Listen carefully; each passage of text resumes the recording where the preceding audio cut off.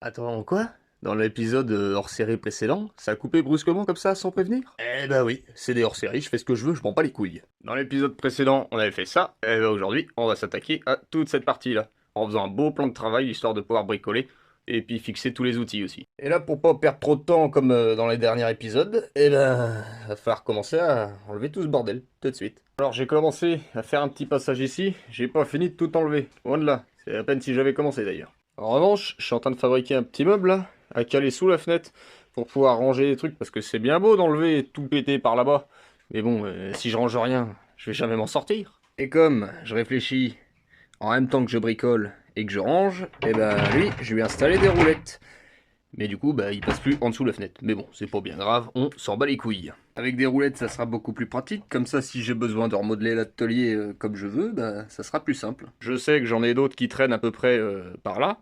Donc je suis en train de réfléchir à faire un gros établi tout le long ici, pareil avec des grosses roues. J'ai préparé des planches à découper et des tasseaux pour pouvoir les maintenir en étagère et pouvoir les sortir et les rentrer comme je veux. Je coupe tout ça, je les fixe, et ensuite je vous montre le résultat. Et bien voilà! Maintenant j'ai plus aucune excuse pour pas ranger mes vis, mes pointes, mes chevilles, mes écrous et tout ce qui va avec. J'ai peut-être même encore un espace ici pour péter une étagère. Faut que je fasse des calculs et que je vois si c'est nécessaire surtout. Il reste quelques finitions au niveau de la peinture à faire et puis bon, on sera bon. Mais bon, c'est pas une priorité. On continue d'avancer.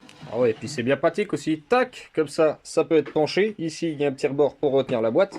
J'ai juste à l'ouvrir, hop, et là je peux me servir facilement. Et je peux faire ça avec tous les tiroirs. Hop. Et voilà. Impeccable. Résultat des courses, eh ben, il faut bien que je refasse une étagère parce que je sais que j'ai encore des petits pots comme ça qui traînent un peu partout. Et là, eh ben, j'ai plus de place pour les ranger. Donc je fais ma dernière étagère et ensuite je m'attaque au reste. Enfin, au reste. À tout dégager et faire un beau plan de travail. Oui, bon, ça va, je me suis encore laissé distraire. Comme d'habitude. Mais en même temps, j'y peux rien, je réfléchis en même temps que je range, donc forcément, quand j'ai des idées, bah, j'essaye de les appliquer, comme ça range directement du matériel, bon, qui est pas trop emmerdant, qui prend pas trop de place, mais j'en ai besoin, vu ce qui est fait des plus à faire. Eh bien voilà, tu vois mon titi, c'était pas si compliqué, hein. Bon après, je vous avoue, ça fout encore plus de bordel à côté. Et comme je pouvais pas tout mettre à l'intérieur parce que sinon je pouvais plus passer, bah, j'en ai même stocké dehors. Il me reste à enlever l'établi que j'avais fait là. Et ensuite, eh ben, je m'occupe de peindre le mur, tout simplement. J'ai remarqué que je disais toujours tout simplement, mais en fait, il n'y a rien de simple hein, là-dedans. Surtout avec moi en plus. Et regardez la différence entre le sol normalement et le sol actuellement. Eh ben, il n'y a pas à chier, je suis un gros porc. Eh bien, au début, je me tâtais les cerises sur comment j'allais peindre le mur. Et puis, bah, tout compte fait, bah, j'ai continué en blanc, et puis je vais faire exactement comme l'autre, c'est-à-dire que je vais faire les rainures de parpaing avec un gris foncé. J'ai volontairement pas peint toute cette zone-là, parce que Jean-Pierre Papin, puisqu'il y aura cette planche, tout simplement. Et le résultat final de la peinture, le voici. Bon, je vous l'accorde, c'est pas le même gris. Là-bas derrière, j'avais utilisé de la peinture acrylique. Là, c'est de la peinture en bombe. C'est pour ça qu'il y a des couleurs dégueulasses. Mais bon, on s'en bat les couilles. Et puis j'ai refait un truc en brique aussi, j'aimais bien.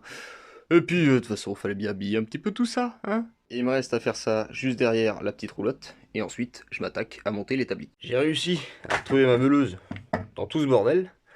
Parce que je dois couper un petit morceau ici et une petite pointe ici qui m'empêcheront de poser cette plaque-là contre le mur. Et bien ma foi, ce ne fut pas la tâche la plus aisée de fixer cette planche, mais en tout cas, l'établi est monté. Donc ça, c'est exactement ce qu'il y avait là avant, mais décalé ici.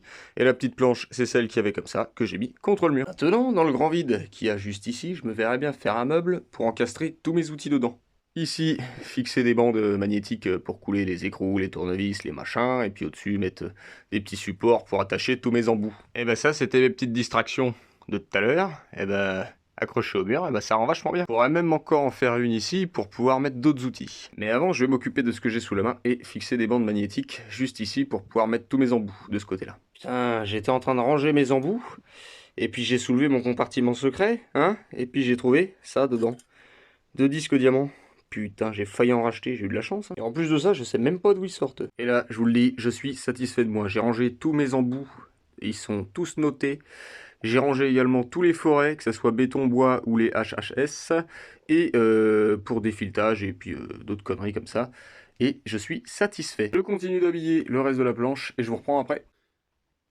Je suis putain de content de moi, parce que j'ai jamais rangé aussi bien de ma vie. Tout a son petit emplacement en plus, même les tournevis. La grosse mère là, elle est hyper lourde, donc c'est compliqué de la mettre quelque part. Donc du coup, comme elle fait pile poil la dimension du plan de travail, j'ai juste décalé ça du socle, et puis pour pas que ça tape contre le mur, et puis je l'ai reposé là. Et de loin, ça fait quelque chose d'à peu près rangé, hein. Bon, faut pas regarder à côté bien sûr. Maintenant, à l'aide de cette grande planche là, je vais m'en servir pour pouvoir fixer tous mes outils. Et pour faire ça, je vais liquider pas mal de planches et pas mal de vis. Bien dans l'idée, ça ressemble à ça. Voilà, j'ai fait mes petites rainures pour pouvoir passer mes scies circulaires, pour les ponceuses et sur le côté, pour les visseuses dévisseuses. Mais là, je me retrouve un petit peu embêté parce que j'ai la grande vitre là, qui me dérange. Je peux pas ranger mes outils et puis je vais avoir du mal à continuer de bricoler là-dessus avec elle à côté. J'aurais trop peur de la casser. Donc, il n'y a pas à chier, il faut que je la bouge. Mais où est-ce que je vais la mettre?